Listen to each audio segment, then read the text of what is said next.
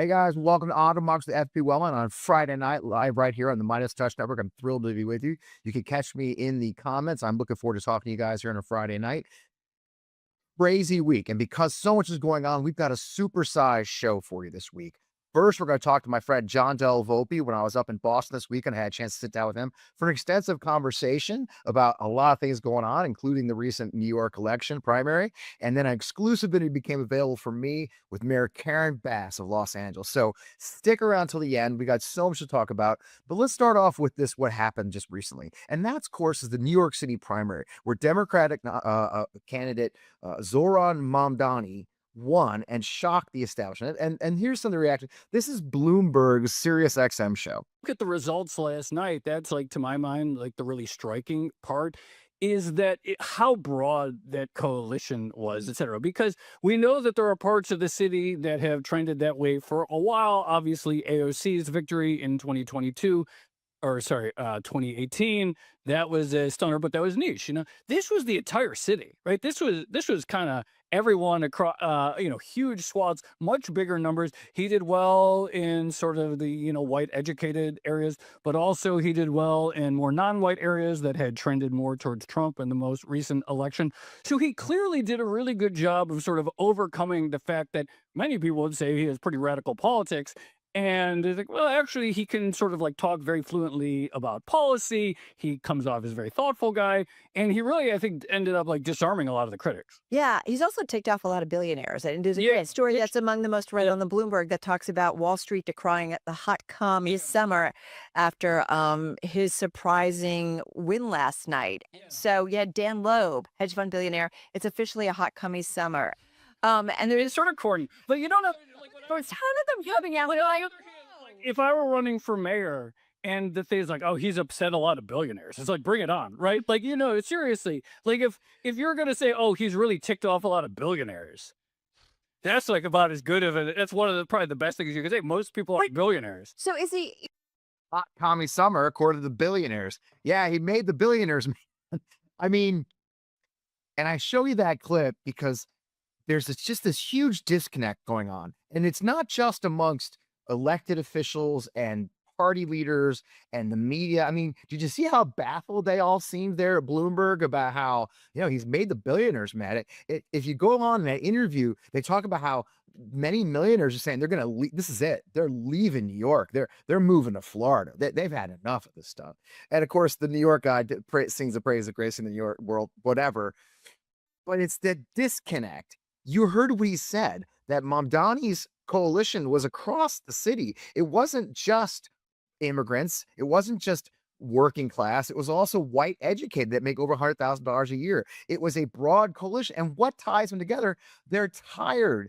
They're tired of being told to do by what the elites want. And believe me or not, the Democrats have an elites problem too. I mean, when you've got elders of the party saying that Andrew Cuomo is a representative, the New York City mayor could be an icon for the future of the party.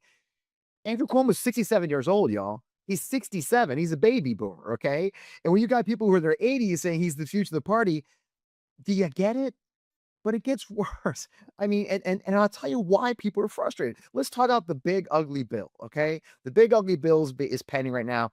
Here is the Department of Agriculture Secretary on Fox Business, I believe, talking about the bill and how it's unpopular and how they have to make cuts. And Fox Business, the anchor's like, hey, a lot of average Americans are frustrated. They see the cuts to Medicare and Medicaid. They know there's cuts to SNAP benefits that average and poor working class rural people need to survive at a very expensive time. And here's her answer. Here's her answer to the concerns of average Americans. Understand why the cuts have to come from programs like SNAP, like food stamps for the poor, and like Medicare for the poor. That is the problem. So can you make a connection between why that should be okay? Well, I think it's really important to note that the entire media apparatus has been against this bill from the beginning.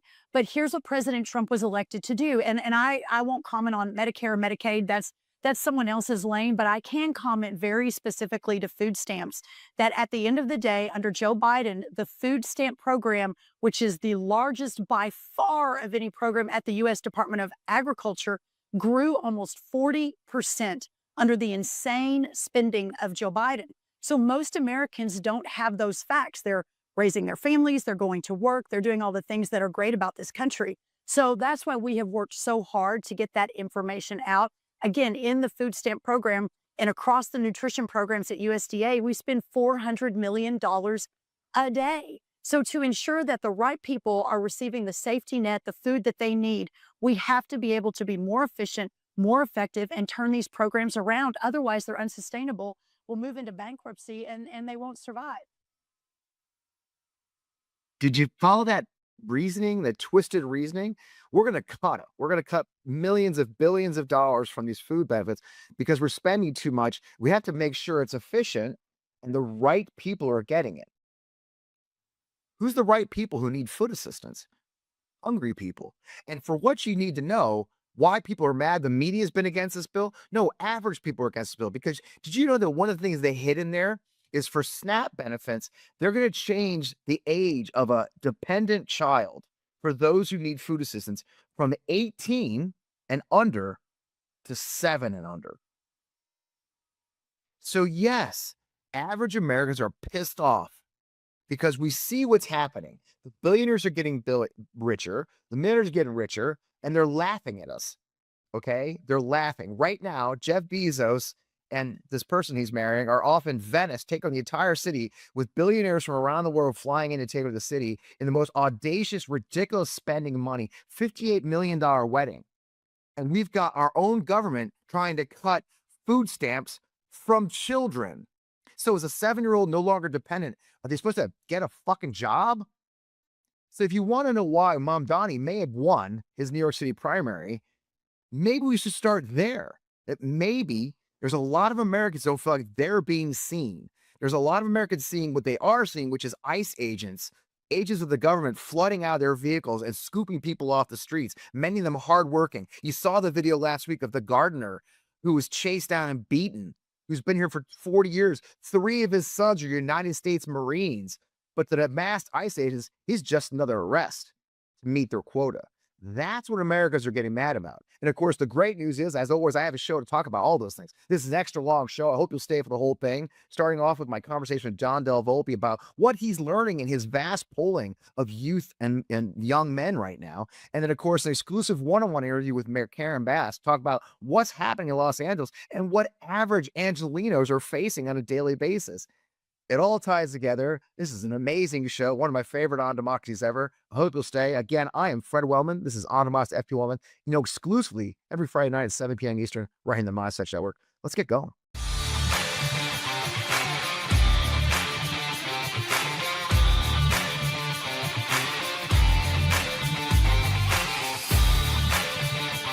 Welcome. A little bit of long open, but again, this is Friday one. I want people to gather. Now we're all gathering live every Friday night at the premiere of the show. It's great to hang out with you. Again, this is a big, extra long On Democracy. I hope you'll hang out. Get yourself maybe, this time of day, get you a cocktail. It's happy hour in most places except LA, although, 4 o'clock, it's California. Do your thing. Either way, we've got a great show. I'm starting off. Let's get right to it right away. My friend John Della Volpe, if you know him, he's a friend of the show. I think he's our most repeat guest. I'm not sure if he has that honor. I'm pretty sure he is. I was in Boston this week, so I had a chance to sit down and talk with John in person. Forgive my amateur filming, but it works. But we sat down for a pretty long conversation about what John's doing. He's doing some fascinating work, both with his normal job of being the head of polling at the Institute of Politics at Harvard, plus his own company, SocialSphere. He's an author. He wrote a book called Fight that's very successful about Gen Z and they're fighting for our country. This is a great conversation. I just did it just the other day. So let's go down with the conversation. I want you to meet my friend John Della Volpe. Let's hear what's going on with our young Americans right now. John, and thanks for taking time in your busy day here at wherever we are. Harvard Square. Subway, Harvard Square, beautiful Harvard. Yeah, it's great to see you again. Thanks for taking time. You're a busy man. Yeah. So those who don't know, John was my very first guest on the show. I think within the first 3 or 4, I think maybe almost 200 people watched it. So we've grown a bit, thanks to Midas Touch Network and the Midas Mighty. So it come out. We'll be talking to him in the chat tonight. Crazy week, right? Yeah. So I think everybody's talking right now about the New York primary. And as I was looking at the primary results, and you know, I follow you religiously, and you've been talking in the lead up to the race about how, you know, polling is skewed. And you posted something today I liked. It was it's public policy polling. We were right. One of the biggest outliers is trying to be correct in modern polling history, saying that he had pulled ahead. We pulled the 2025 electorate rather than the 2021 electorate. Mamdani led Cuomo 63-18 with voters who didn't cast a ballot in 2021. I mean, Right. so what's that tell us? So I think many things, you know, the first of which, to me, for the last several weeks, it just felt like 2018. Yeah. Okay. When AOC, didn't know her name, right? But she was knocking on doors. She was talking about her experience growing up in the district, tending bar, trying to make ends meet. Okay. And we could see things on the ground that was happening that was not necessarily reflected in the punditry or the polling. Right. Okay. It felt similar sort of situation here. Obviously, most of the polls, even the polls that were accurate, still didn't suggest that Mamdani would win until the 7th or the 11th. right. But listen, this is what happens with transformational candidates. Right. Okay. What they're able to do is they are expanding the electorate in a way in which the traditional methods of politics, of machinery, of polling sometimes don't understand. Right. And that, I think, was what I kind of retweeted from public policy earlier today, right? When you look at like the neat frame of those folks who are more regularly attuned to New York City primaries, okay, they're Cuomo people. But when you look at folks who are disenfranchised into the city, who are younger, who are first-time voters, that's the difference. He expanded the electorate like Donald Trump did in 2016. Yep. Like AOC did in 2018. We're in Massachusetts like Deval Patrick did back in 2004. Obama did in 2007, 2008. Right. And, you know, I've been talking a lot that, you know, you see the protests, you know, the No Kings protests and all, there's a lot going on. There's real grassroots frustration, I think, with the, you know, with the way things are going. And I was just talking to the head of the Missouri Democratic Party, Russ Carnahan, saying, y'all got to catch up. I mean, he came out to the No Kings protest I was at. We had 7,000 people on a road in, you know, West St. Louis County. It feels like this is another example yet of, you know, they really did try to jam Cuomo in there. Let's be honest. Bill Clinton, Jim Clyburn, the powerhouses of the Democratic Party, like, oh, this is the guy. And people weren't having it. I mean, obviously it's unique candidate because of his own scandals and everything else. But it does feel like to me as well that maybe the grassroots are saying, hey, you know, they didn't vote last time, so now they're voting this time. Do you feel that? Have you seen that in your polling, in your conversations, your focus groups? Yeah. I spent a lot of time in New York. I've done a dozen focus groups. Wow. I did a couple thousand interviews across the city in multiple languages, and people want to be listened to, right? 2/3 of likely voters had been likely voters as of this week did not think that the mayor was in touch. The current mayor was in touch or listening. His disapproval rating is even higher than that. And this election, Fred, was not about labels. Right. It was not about labels. It was about listening. Yeah. Okay.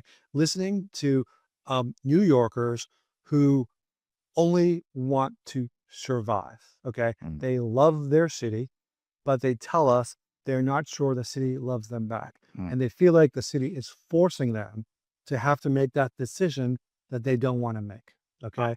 To have to leave for a variety of reasons.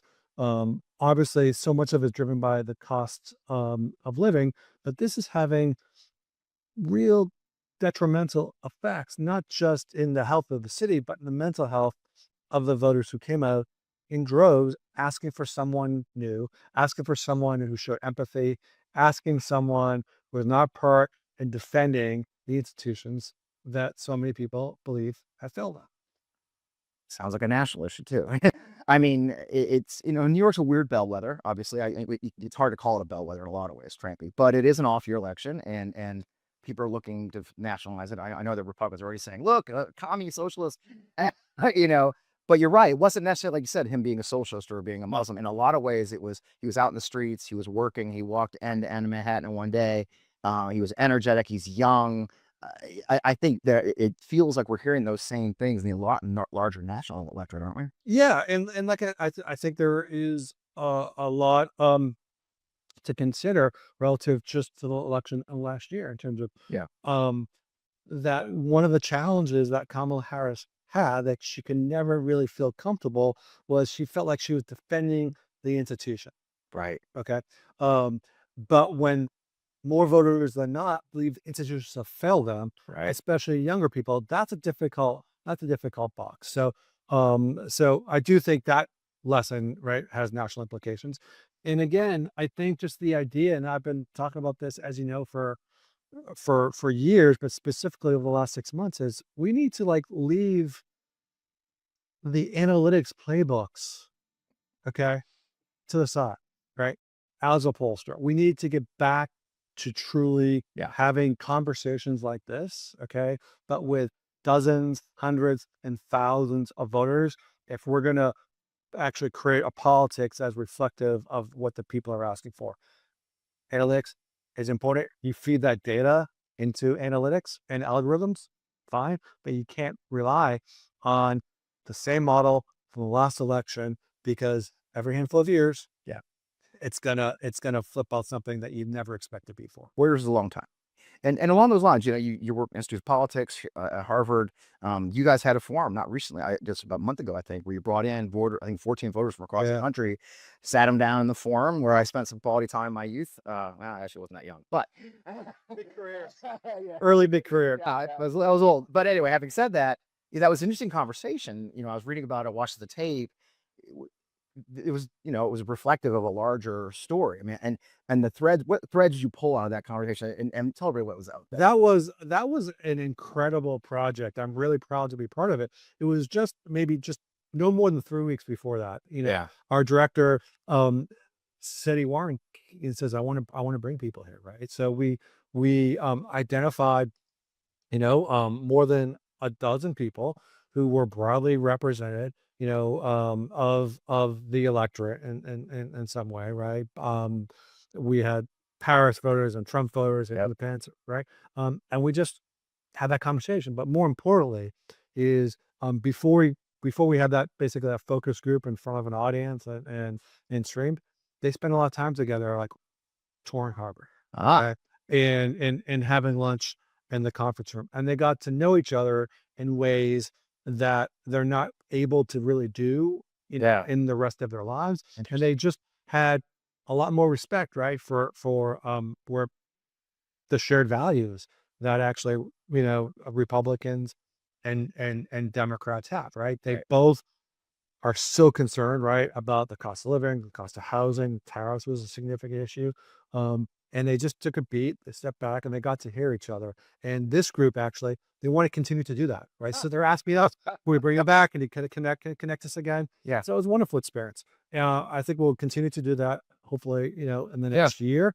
And the number of students, like you, have been doing a lot of forums here for many, many years, but the number of students came up to me and others who participated in this and said that was one of the best events they've attended is striking. Yeah. Right. That all of us need to do a better job, I think, giving voice to the people whose policies, right, that often are influenced by institutions like this affects. What's fascinating to me is I do feel a sense there is a change occurring, and I have a nose for these things.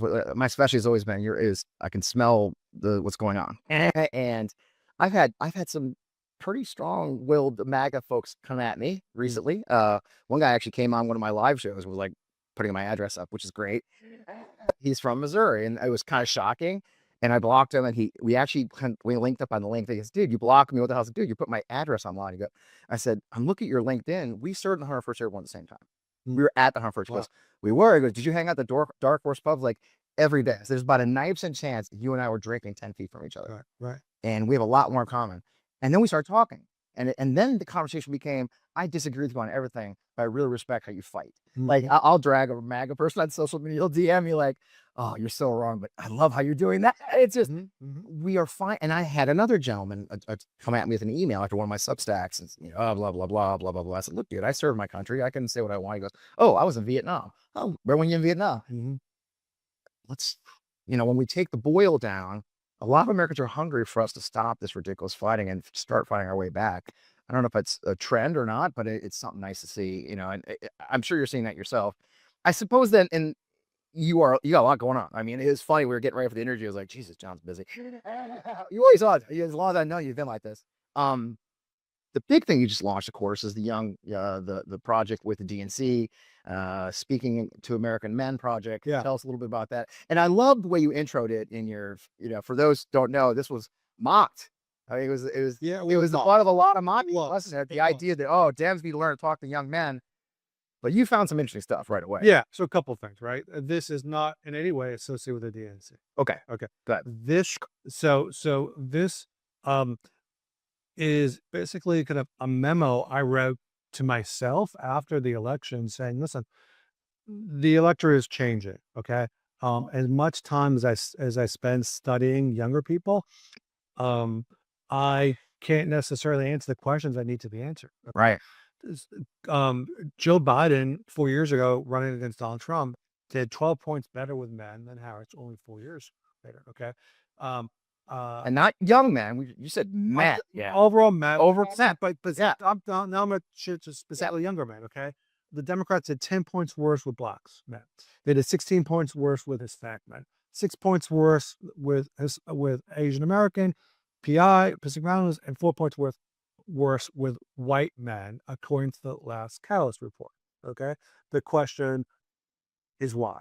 And when you look at actually the Charlie Kirk playbook, right? Okay. Who you talk to? Where he talked on Gavin Newsom's podcast, He says, our goal, okay, is to move 1 point a year for 10 years. Okay. They did that quicker, right? They accomplished that in less than 4 years, 12 points less than 4 years among younger people, because that Democrats did not know them, did not take them seriously, and over relied on younger women. So we went out and the support of a lot of folks, I was able to conduct 30 listening sessions of focus groups. We covered 36 states. Wow. Okay. And I don't think this is a policy dispute. Okay. It's a persona issue, right? That they feel like Trump and the Republicans are at least spending some time and effort connecting with them in the places where they are. Okay. Gaming, podcasts, sporting events, etc. And they see no such thing from Democrats, and with a few exceptions. And the reason that they believe that Democrats are not willing to go, with again exceptions of generally Sanders and Buttigieg, is that they feel like Democrats are cautious, they're weak, and they have to stick to their talking points. Yeah. Okay. And that's not strong, and want to be strong. There's a crisis right now in terms of how they feel about themselves, and this crisis of masculinity that I talk about in the reporting, which is on my Substack, where they feel this JDV on Gen Z. There you go. Back at the plug-in. Where they feel burned. Okay. Yeah. That the traditional milestones, okay, of family, often, and financial independence are not attainable.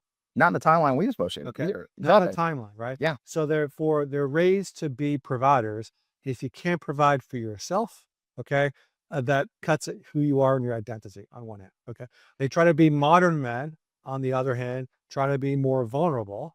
Oftentimes, they tell me in these groups, again, across socio-demographic and economic things, is that they try to be vulnerable. Oftentimes, that they're mocked. Okay. Yeah. So they feel like they're in this box, having this burden. That's one thing. They don't see the Democrats kind of connecting to them, right? And then I think as we've also talked about, all this is basically more rocks on a backpack that they're carrying. Right. That impacts their mental health, and because they know everyone in their group feels the same way, they don't want to burden their buddy, right? So they become like on this island. So that is the space, I think, that a lot of the younger men who chose Trump over Harris, that's a space that they're in. Okay.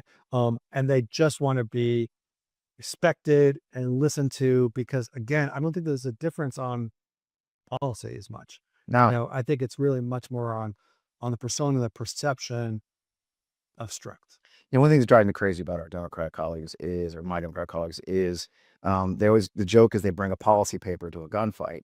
And it's a constant battle. I've gone to, I'm sure the regular viewers know, I'll talk about going to like a kickoff session for a Democrat, and he comes out this 12, he pulls his phone like this and reads his 12 talking points, and these are my policies. These are great policies for youth. They're going to love it. It's like, that's not the issue. You can't just read a policy to somebody. You can't just keep saying, yeah, but we got rid of this many student loans. It's much more than that. This generation is much more tuned to being genuine, being heard, having a genuine engagement and discussion, right? I mean, like, I think I saw it. You said it's not about policy, it's about persuasion and genuineness is what you saw. Yeah, and that kind of that authenticity, right? Which circles us back to Mamdani, right? In a lot of ways. Yeah, like he's who he is, right? Right. He's just, Right. this is who I am. That's who he is, right? That the way in which Sanders is appealing, Yeah. it's who he is. He's always been that guy. And what do you think Republicans feel about Trump? Oh, same thing. Oh, he's real. And- He's the real deal. Yeah. He tells it like it is. He's authentic, and Right. even if you don't agree, Right. with folks like that, you at least know that's kind of who they are, right? Yeah. And that I think that's what they're looking for. But that is a mind shift. You need to open yourself up and be a little vulnerable like these guys are, right? Right. But listen, I think there's been an increasing number. I think Democrats are getting wise to this. We're seeing this. Yeah. We talked about former student here, Pete Buttigieg, with Andrew Schultz recently, 2 weeks ago. Yeah. right? With Sanders, Wes Moore spending time outside working with the younger people and finding those spaces. Cory Booker with gamers and Yep. others. So Yep. it's gonna take a long time though. And it's not just doing the podcast circuit, right? It's not, and it's certainly not the left's Joe Rogan, that fucking ridiculous idea. It really is just being out there and actually hearing and listening and talking, and not talking political talking points. It's interesting to see the difference. And you're right. So it is real. I think that's when we look again. This week is a good example. Mamdani, that's what he did. This is who I am, like or not. This is where I stand. Yeah, I said those things. They're not great. I don't agree with those now. Whatever it may be. Right. And we're gonna have to see more of this, because I think we also know Gen Z, and I have 3 Gen Z young men in my life, and a young woman as well, of my kids, many kids, and they feel this anxiety. My youngest, well, I guess second youngest now, college student, going to be a rising sophomore. His friends talk about the war in Iran. They talk about, are we able to get jobs? I mean, there's real fear in this age group. Are you seeing that in your, it's not, and it's a real, I mean, so we have some very hard conversations that I can't believe I'm talking about 19-year-olds sometimes. Well, especially, I'll tell you something, Fred, especially a 19-year-old, especially different even than a 21-year-old or a 17-year-old. I'll tell you why. Like the 17 and 21-year-old, they make the case that institutions have essentially kind of abandoned them, failed them. Okay. Yeah. And I don't think they're wrong on that. Okay. Oh, it's hard to argue. But your 19-year-old was 14 during COVID. Bingo. Okay. Freshman high school. Okay. Transitioning from 8th grade to 9th grade. Yep. Okay. Tough year for everybody. Yeah. Right. It's tougher for boys. Okay. Because they have like fewer, stronger relationships. Like they're less connected to their teacher, probably to their mom or to their parents. So they've got like fewer mentors in their life at that particular moment. Girls do. Boys do relative to girls, right? Boys spend a lot of time outside, physical activities. That was cut, right? And the circle became much smaller of connections, more time spent online. And we can see in the spring edition of the Harvard poll, a 10-point increase in isolation, feelings of loneliness and isolation among 2 groups, 19-year-olds and 23-year-olds. Okay. The 19-year-old was transitioning, and the 23-year-old was transitioning out of either a freshman in college or perhaps even more challenging Workforce. in the workforce, right? Where there's even less community. Striking. And that's different than the 22-year-old. Okay. COVID wasn't great for anybody, of course, but we have to be particularly sensitive to those age groups. I'm glad I asked that question. I mean, it does matter, and we do have to address these issues, and like it is more in policy. I guess the larger story is if you're talking to let's say you're talking to a candidate, we've got the midterms coming up. I mean, what do you when we talked a lot about persuasion and genuineness. If you're going to talk to a candidate, what would you say? Like, here's what you should be doing. Is there an advice you got? That's not your side of politics, I know. Yeah. But I'm sure you get asked that a lot. I just think just to continue to show that you're listening, that you respect people. It's like an oversimplification, it seems like, No, but it's not practiced. right. It's not. I just don't think it's practiced, right? And it doesn't mean that you're still not. It doesn't mean that you don't do polling. You obviously you're still doing polling, these other things, but you need to kind of invest and listen from the ground up. And when you do, you'll hear the story of the 40-year-old, in your city who is married and desperately wants to have a family. The clock is ticking, but they can't get out of that one-room apartment. Yeah. Okay. Yeah. You'll hear that story, right? Yeah. Or you'll hear the story, of a young person who again is perhaps been homeless 2 times in their life, right? Once during the recession, Yeah. right? And once after college. And it's all about day-to-day survival. Okay. And they care about all the other issues that progressives care about. Yeah. Okay. But if you can't take care of yourself, and that's not recognized, Yeah. then it's a hard time to, it's a very difficult sell, about some other policy that will be hard to measure any tangible difference, in the next, year or two. I see my 31-year-old, young, rising in the corporate world, in his starter home, has their first kid. That's good.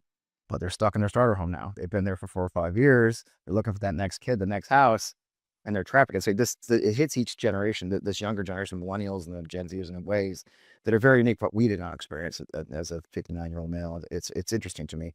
Last thing I want to get your opinion on, this is something that my viewers see me talk about a lot, is, one of my frustrations that we do a lot, especially in Democratic politics, is we look at a poll and say, this policy is very popular for our opponents, so we should avoid it. The good example I've been using a lot lately is immigration. I was at a meeting at the beginning of the year, and a young Democratic, staffer said to me, I said, this immigration issue is going to be big. You're sending troops to the border. We may end up getting somebody shot. Like, we may actually have a soldier. It could happen any minute now. A soldier shoots a person. Maybe he shoots a child, right? Guns go off. That's why so many of our people get killed in combat. It's not the enemy. It's, Anyway, so we had prayer that, but this young man, he's a smart kid, said, we have to be careful with that. Immigration is very popular. Trump's immigration policies are very popular. So and my answer was, well, we should fucking change that. Like, our job, I'm a communicator, I'm a persuader. It's not my job to say this can't be changed. I'm saying it's got to be changed. It feels like too often we see that. From another example, we're kind of going back to what we were talking about. Can Mamdani implement rent freeze? Can he build 1 million homes I don't know. Right. But we should try, and by the way, caveat, where's Trump's immigration poll numbers right now? He's underwater. 6 months later, he's underwater. Do you see, I get frustrated. Do you see that? I mean, you had this conversation a lot where they kind of just resign themselves. Like, this is the way it is. He's popular there, so let's talk about this issue. Or he's unpopular there, so maybe we should just talk about the issues that matter to people. Yeah. You know what I mean? And if the polls are good, then change them, or they're bad, Yeah, it's all about context. I mean, Right. again, we can replay the 24 campaign, Yeah. and have a similar conversation. Okay. But Abortion. But I spent a lot of time with younger voters of a lot of younger female voters, Mhm. okay, who told me they were intelligent enough to know that even a Kamala Harris victory does not secure the reproductive health access and rights, Right. the next Certain day, states. the next month, only Yeah. in certain states, right? Yep. And therefore these voters want to hear about economic issues, okay? Mhm. More than one. Right. You Recognizing, okay, that there is a crisis around immigration. That is obvious. That is Yeah. obvious. Okay. Can't And then deny the it. question is, okay, what are our values and what is the best pathway, to basically to relieve and to solve this crisis? Okay. So, but you can't ignore what's happening because that is how you lose trust. Right. Right. So you just have to recognize that people, have a right to feel the way they feel and be concerned about these things. Yeah. Right. And talk about the differences you have with the Democratic approach compared to the Republican approach. Yeah. Right. But I think that's a big problem that Democrats have had specifically on this particular issue, Yeah. over the course of the last several years. 2/3 I think of Americans believe there's a crisis or had been a crisis that's actually kind of gone down a little bit over the last year. But you need to start with some, respect for what you're seeing with your own eyes. Right. We see fathers, mothers, sons, daughters, good people who came here for the right reasons to work. The video the other day of the gentleman who's a landscaper who's been here for 4 years. His kids are Marines. His kids are Marines. And all three of his sons are Marines getting tackled. And HLS said he waved his weed whacker at them. But they pulled their guns. And it's just like, so you can agree that there needs to be a fix, but it's the route that gets there that we can disagree on. And I think Gavin Newsom's been doing a very good job of kind of splitting that, and splitting the idea that the cities, he's got it. Yeah. Well, that's also like the micro store that you talked about compared to the macro. Right. It's the same issue. It's the same issue with economics in terms of economic, the degree to which I think the Bidenomics was in many ways tone deaf. Macro looks good, but the micro in terms of the day-to-day things that people are feeling, you can't argue that 60 million jobs is helpful, right? When you're paying 3 times as much for your basic staples. Right. Which is still going up. Well, I've taken a lot of your time. I know you're a busy man. So where can they find you? Some of the Mighty Smart Fit supporters of work. So Listen, I thank you for this platform. I'm spending as much time as I can on my Substack. Yes. JDV on Gen Z. Yep. You'll see that. I'll put it in the Substack. Awesome. Thank you. All of the socials are at Della Volpe. And then I don't know, maybe we'll have another book coming out sometime. Teaser. Yeah. And the last one, Fight, Fight, yeah. Yeah. And it still, I think, is relevant. That was like the first chapter in understanding Gen Z. I think if Andrew Cuomo read that, he would have read a chapter called I Hear You, okay, which is what Joe Biden said to Bernie Sanders supporters in 2020. Yep. He says, I hear what you care about. I care about the same things. Let me show you how I want to do it. I think if Andrew Cuomo bought that book and read it, perhaps he would be in a better situation today. I don't know. That's why we're talking. All right. Thanks, sir. Appreciate you. Good luck. Thanks for taking time for me today. Thanks, Rick. Hey guys, this may shock you, but I'm aging. I think I'm the oldest guy in the Midas Touch network. I don't want to assume that, but I'm pretty damn sure I am. And I'm fine with that. I'm doing great, living large, but I have stiff joints. Sleep's not that great these days.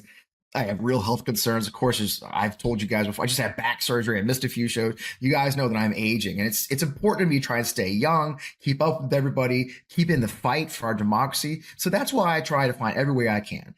So it takes a lot of time, money, and energy to focus on all these different wellness products and supplements. I mean, it would be great just to have one product that kind of helps it all. And I'm really excited to share that you guys, that C15 from Fatty 15 is the first essential fatty acid to be discovered in more than 90 years. And it's an incredible scientific breakthrough to support our long-term health and wellness. And you guessed it, like me, aging and longevity, which is why I think they want me to talk.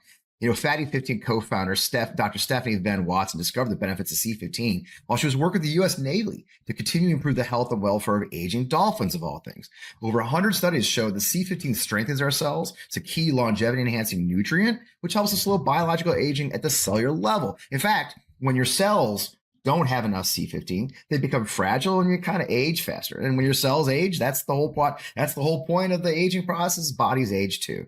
So, there's a lot of studies in this. There's studies that show as many as 1 in 3 people worldwide may have low C15 levels and cellular fragility syndrome. So it's good to get some kind of help. Fatty 15 is a science-backed, award-winning, vegan, patented, 100% pure C15 supplement. It's vegan-friendly, free of flavors, allergens, or preservatives. Fatty 15 has 3 times more cellular benefits from omega-3 than omega-3 or fish oil. That's 3 times more than omega-3 or fish oil. Replenishes your cells essential C15 nutrients. Fatty 15 essentially, effectively repairs our cells and restores our long-term health. So look, Fatty 15 is on a mission to optimize your C15 levels, help support your long-term health and wellness, especially as you age. Now, you can get an additional 15% off when you purchase this for the first time. I'm thrilled to be sponsored. You can get an additional 15% off your 90-day subscription starter kit by going to fatty15.com/Fred and using Fred at checkout. That's FRED. So like I said it again, you can get a lot of good deals here. So 15% off their 90-day subscription starter kit by going to fatty15.com/Fred and use coding Fred at checkout. I'm Fred Wellman. Check it out. I hope you enjoyed it. I just really enjoy talking to him. He's a dear friend. There's a lot going on now. Let's switch to the other side of the country. And the kind of the theme of this show, as you'll see, is what a lot of Americans are facing, even as those in DC do their thing, right? They're facing frustration with how their city's being run. They're facing frustration with the government's rules and the cuts to our budget and many more frustrations. But on top of that, you've got Los Angeles, where frustration has truly broke out in the streets over ICE detentions and raids, overreach by the federal government. And it looks like Donald Trump is trying to make this his little experiment in authoritarianism. You're seeing videos like this. I caught this one. This is in Los Angeles, and what you're seeing is this is from Instagram. This is the pastor of a Christian church. He runs the Farsi speaking, the Iranian portion of their church, and this happened in the streets just I think 2 days ago. You've seen these videos. Can I have his phone? No, yeah, the phone. Yeah. No, he can't have it. Yeah, only my phone. Where you're taking? Can I follow you? No, only. What are you taking? What? Hold on, give me just a second. Why you're taking here? Bora two. Eskana. Bora two. Why are you doing this? You're doing this. He's gonna listen. Why are you doing that? This investigation. Why are you doing this? He's gonna be arrested as well. You'll be under arrested. Yeah, I'm U.S. citizen. Arrest me. Don't get closer. Stay there. Stay there. Let it go. She's back. Let her go. Hey, dude. Let her go. If you don't stay, you're gonna be arrested for. She's sick. She's sick. You're gonna be arrested for him. She's sick. I'm here. She's sick. Stay there. She's bad. Call 911. Call 911. She's bad. She has a problem. You've seen these videos. They're always shocking. This is happening all the time now, all over LA, all over the country. Masked men. Did you see the beginning there? The guy's wearing not just a mask, but sunglasses, completely anonymous. No badge numbers. They're using cloth badges. They're appearing in the streets in unmarked vehicles, scooping people up. Sometimes they're even being backed now by U.S. military members in direct defiance of the Posse Comitatus Act. This has happened in Los Angeles. So when the opportunity to talk to Mayor Bass came up, I jumped on it. Mayor Karen Bass, of course, is the mayor of Los Angeles. She's the 43rd mayor of Los Angeles. She does this after 12 years in the House of Representatives. She's been a public servant most of her adult life. That's after time in the state legislature of California. Thrilled to talk to her. So let's welcome Mayor Bass to the show. Mayor Bass, welcome to On Democracy FP1. I'm so glad to take time for it. I'm just so glad to have you here. Thank you. I'm glad to be here on one of my. Well, you've got a lot. I set the conversation up before you joined us with another video. These horrible videos we're seeing on the internet of ICE, these masked men jumping out of unmarked vehicles, scooping up Angelinos and others. A shocking one of a couple who had been seeking asylum from Iran and were scooped up even as missiles and U.S. bombs were falling on Iran. They were denied asylum and were scooped up. It is horrifying. It feels like your city in a lot of ways is sort of the ground zero for this fight that Donald Trump and Stephen Miller are looking for. And you have unwillingly become ground zero for it, haven't you? Absolutely. And it's a lawless fight. It really is. And of course they're saying the city's on fire. The city's not on fire, is it, ma'am? No, the city's not on fire. Let me tell you, he had some isolated protests in a city that is 500 square miles. And if you look at the area that was protesting, you were talking about maybe 2 square miles of protests. And I'll tell you what, vandalism, looting, violence is always bad. Okay. It always is. But you know what happens after a major Laker championship? No. And it was more than that in isolated, incidences, but to paint it as though the entire city was out of control and warranted the military, it is an abuse of our young men and women, and I resent that. And thank you for your service, by the way. Oh, I appreciate it, man. My own son-in-law is a National Guardsman in Virginia. He was called up for the Unite the Right rally. If you remember that disgusting act in 2017, my own son-in-law was there. So I understand how valuable and precious our National Guardsmen is. And these National Guardsmen, many of them are Angelinos, aren't they? And what shocked me, man, was I also followed the fires. You had the horrific fires just a few months ago. these same National Guard members were there. I imagine they were welcomed a little bit differently. And here we are 4 months later. It's a totally different reason they're there, isn't it?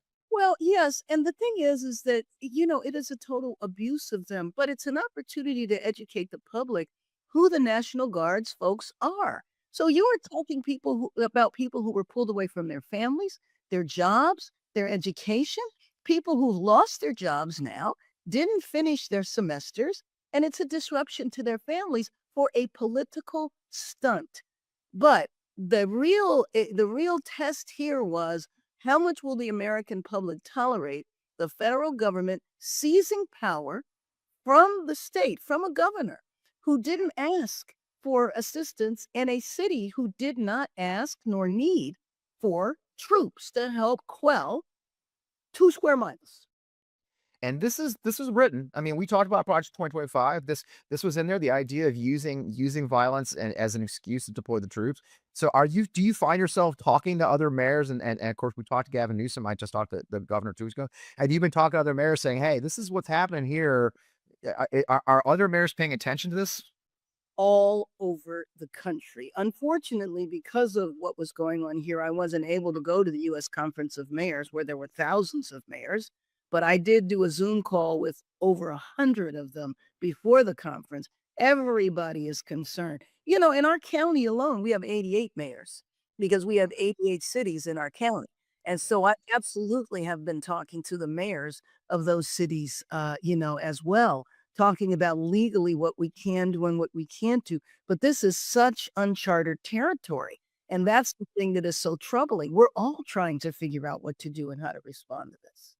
And you're not here for them. I mean, those ICE raids, the guardsmen there's no, I mean, typically in these events, I mean, just like the fire, there was some pretty lockstep coordination. I had a chance to talk to Cal Fire.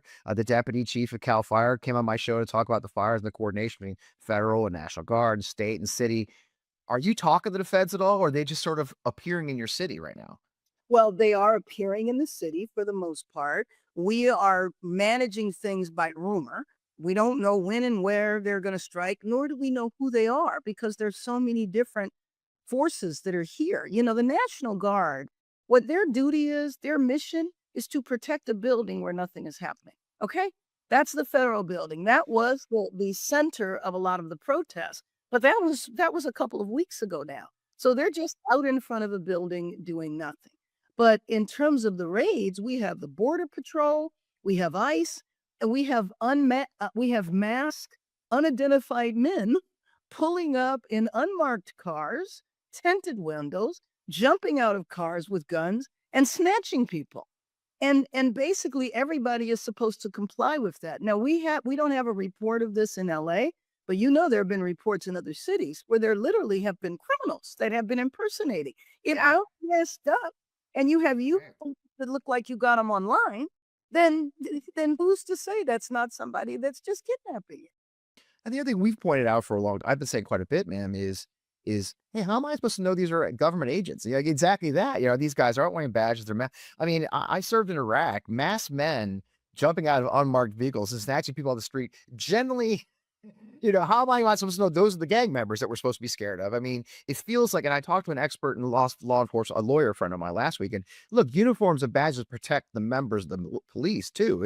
It's ensure their safety, so people understand they're representing the government. It feels like a tinderbox. What are average Angelinos telling you about this stuff, man? Well, that's the thing that is a heartbreak, because average Angelinos are terrified. People are not going to school, not going to work, not going to church. Churches that weren't hybrid are going hybrid. People don't want to go outside to get groceries. And so we're trying to figure out how to protect folks, make sure they get food, not going to dental appointments, kids not following up with their well child visits. This is just insanity. July 4th celebrations being canceled. We do this violence prevention program that has made a significant impact on reducing gang-related homicides.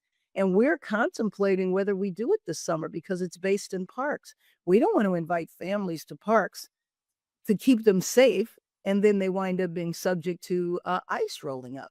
So it's left everything, unstable right now, and we're trying to manage. The other thing, too, that I want to share with you is that even though LA and California is a sanctuary city and state, they are testing the boundaries of that now in ways that we never expected. And so that's creating a lot of confusion with people as well in terms of what the LAPD are doing or what aren't they doing. What can they do? Can they stop ICE or can't they stop ICE? It's raised all of these questions, but we also have to educate the public to understand that federal law is the highest level of authority. And city law, county, state is all subordinate to the federal government. Yeah, but you've got a lot coming on. I mean, you've got as you told me about events being canceled, parks events being canceled. You've got the World Cup coming. We've already heard Kristi Noem say, "Oh, we're going to be there." Are your planners? I mean, the planners must be concerned about the idea of hosting the world in Los Angeles. At the same time, our own, tourists are being shipped out, immigrants are being grabbed off the streets. How do you plan for a World Cup in 2026 where you're almost under a federal insurgency, if you will? It feels like. Well, I certainly hope. I mean, it's a year away. So I certainly hope by then the political stunt will be over. They've gathered their evidence. They see the public's not going to tolerate it. And they've moved on to doing God knows what. But I do know that the president is very invested in the World Cup and in the World Cup being successful. But here's the big question. I don't want people to be afraid to come to the country. Right. I want them to come and see a militarized city, with tanks rolling up and down the street like, we're a country waiting to have a coup. I don't want that. But I can tell you now that we had some World Cup games, some of the preliminary happen right next to Los Angeles and Pasadena at the Rose Bowl. The attendance was way, way, way down because people were afraid to come. So I'm probably more concerned about that than I am anything, is that our image is being so damaged to the world that I don't want people to say, Lord, I don't want to go to that place. Who knows what they're going to do? Maybe they won't let me leave. Maybe they'll sit in some country I've never heard of. Which is now legal, and it's terrifying. And we just heard a report that a Canadian may have died in ICE custody. I mean, do you get any? Are you allowed at any access, or are your? I mean, I know Mayor Baraka got arrested because he tried to access an ICE facility. You're not getting access at all, are you? No, and no, we are not. And not only that, the lawyers aren't, and neither are the families. So, and that is something now, what we really benefit from in our city is that we have a very strong immigrant rights infrastructure, organizations that have been here for over 40 years. And so they know how to deal with this. And they're the ones telling me of course, they've experienced raids over the years. Nothing like this, where they haven't even had legal access. They don't even know where people are. And the idea that they would ship people off to third countries. One of the countries that they're talking about is South Sudan. South Sudan is the world's newest country. I've been there. South Sudan is an absolute war zone. You would be sending people into they would think they arrived at another planet. You go from the United States to a country that you don't know anything about. You get off a plane and go, where am I? It's It's a just terrifying thought. It's got to be terrifying for so many. And have you had a chance to sit down with any of the troops? I mean, again, there are Angelinos and others circling back to the National Guardsmen. We did see some pictures; they weren't being well treated. I mean, I think we are seeing reports and rumors. The morale is crap. It's not the morale is not doing well for these young men and women who are tasked to stand around a federal building. But I guess in the same way, we're seeing the lies, and I guess that's the larger question. You did have Kristi Noem, the vice president, showing up. I've seen your old colleague, Doug Collins, talk about how the riots were keeping people from accessing the VA there. I mean, it feels like you're battling a battle of truth versus propaganda right now. well, It's all our own federal officials are, it's called truth versus science fiction. I mean, the VA is, with LA traffic, it can be an hour away from where the actual protests are. Now, Yeah. at 5 in the morning, you might get there in 30 minutes, but I mean, it was so far away. It's a crazy distance at absolutely nothing. And there weren't riots. I mean, it just wasn't. It was a handful of people that vandalized in the form of graffiti. The worst night, people did loot businesses, which is why I imposed a curfew that only lasted about 2.5 days because it was not necessary. Yep. And so if a city of 3.8 million people, the nation's second largest city, can't deal with minor protests, then who are we? And of course we can. The other thing, though, I do want to make a distinction because I was very angry by some of the vandalism. Vandals faced two of our most iconic immigrants buildings. So you're talking about Alvera Street, the city's first street that looks like a little street in Mexico that is a major, major tourist attraction. They vandalized that. They also vandalized the Japanese American Museum, where the exhibit inside is about the internment of the Japanese. And so that means to me that anybody that committed violence is not doing it on behalf of the immigrant community. They are just not. They are inviting, they are giving the administration an excuse to send in troops and to paint the picture of our city as being in chaos. Yeah, it's a fine line to walk. I talked to Mayor, or excuse me, Governor Newsom about this. I mean, we have to have law and order truly, but there's a fine line between that and our First Amendment. We encourage the First Amendment. There is active protests occurring right now, and because these are attacks on our rights as Americans, but you as a mayor are the front line. You have a police force, a very capable police force, right, of handling civil disturbance like this. But you know, you can take protests up to the point of organized civil disobedience. I mean, the basis of the civil rights movement. Yeah. That's not breaking windows and looting stores. That has nothing to do and putting ICE on buildings like Alvera Street, with millions of dollars now of vandalism. You can't say you're doing that on behalf of immigrants. So I think it's important to distinguish protests, which are necessary. I said to a reporter a few minutes ago, could you imagine what message it would send if there were no protests? Right. Would- It's just a cassette no. Right, Yeah. right. Yep. And that's the challenge for you. You've got a lot on your plate right now as a mayor. I mean, you do have, I think you're in the budget cycle too. I mean, and you've got a lot coming. You've been in office since 2022. What are your priorities now as you're battling this battle? What do you face as a priority for you leading this massive city? Well, number one is always to keep Angelino safe. But let me just tell you that now keep Angelino safe means something way different than it meant a year ago. A year ago we were talking about crime. Now, well, yeah, we're still talking about crime, in my opinion, but crime coming from a different source. And so keeping people together to weather this. One thing that you have not seen anywhere in our city, and I think it should be notable, you haven't seen any support for this. You haven't seen warring camps. You haven't seen groups of people going, yes, stand with ICE, stand with the nowhere. The city is united around this because we embrace the diversity of our city. You can imagine there would be a lot of other cities where this would be contentious. The only contention here is with the administration. I think that's important to know. I think it is too. I mean, that is the hallmark of your city, of your region, is that it's really a melting pot of America and the world. And the fact that we showed a video of a Farsi speaking Christian pastor, at the beginning of this tells you how unique the region is and what's going on. I just can't thank you enough for that. I mean, I'm not going to keep, I know you got to go to another meeting. Mayor, thank you for the time. We appreciate your time. Keep up the good work and let us know if we can help in any way. And in the meantime, where's the best place people find information about, the official information from the city of what's going on, what's smart, what you're worried about right now? Well, definitely, you could go to lacity.org for sure, but also some of our organizations like CHIRLA, Coalition for Humane Immigrant Rights, Googling them and staying in touch. Let me just say thank you for your service and thank you for fighting for our democracy because we need some warriors. It's hard to give it up.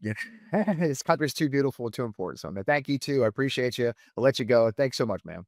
Bye-bye. A great conversation, a quick conversation. The mayor is a very busy lady. We had to scoot a couple of times on that one. The fact is, though, that it really does feel like Los Angeles is the experiment. We know that Trump and Stephen Miller were looking for an excuse for this. This is what they wanted. I mean, they've always jumped these opportunities, declaring terrorist attacks when they aren't. This has been that. I have to commend people though. Since those early days, the protests have gone fairly peaceful. Vandalism, the riots, if you will, they gave them the excuses, the burning cars, those have completely dissipated. So now we've just got Marines and National Guardsmen kind of sitting around doing nothing, and morale is plummeting. So we need to get them home. So in a lot of ways, the Trump experiment kind of failed, if you will. I mean, the idea if you remember 2025. Everybody thought beginning these 2-3 week period we're in right now, Insurrection Act was next. Kind of dissipated when things went sideways, didn't it? And the sideways, by going sideways, I mean they went peaceful. Look, Trump desperately wants us to cause violence. Trump and Miller desperately want an excuse to attack Americans. They desperately want an excuse to deploy the military, and we can't fall into their trap and give it to them. So I urge my fellow Americans: protest, civil disobedience, as the mayor said. Hey, that's how we got where we are today. But keep it peaceful. One thing we said when we did that Unite for Veterans rally was very simple: peaceful and patriotic. Peaceful and patriotic. Let them know that you stand for your country, you stand for what we believe in and who we are, and not fall into a trap of falling into violence that Trump and Miller have an excuse to deploy even more military forces against us. In the meantime, it's been a long show. I'm not going to keep you much longer. I hope you'll join us this Sunday. As always, we have 2-8 to cancel, 11 a.m. on Sunday. We have got a great show. I've got the president, AFGE, the Government Employees Union, Everett Kelly. They just won a huge win in court against the Trump administration trying to fire people. So we're going to have a great conversation then. And of course, 2 great comedians for our panels. We have a laugh. That's Sunday morning live right on the On Democracy channel, On Democracy channels, and my social media channels. Go make them up. And then, of course, as always, I'd love you to subscribe to our Substack. It's growing, doing some cool stuff on there, writing a lot more these days. I hope you'll join us. That's fpwellman.substack.com. Those are all the places you find us. In the meantime, it's so great hanging out with you guys here at the Midas Mighty. I hope you'll see us again here next week at 7 p.m. live on the Midas Touch Network. I'm Fred Wellman. This is On Democracy with FP Wellman. We'll see you again soon.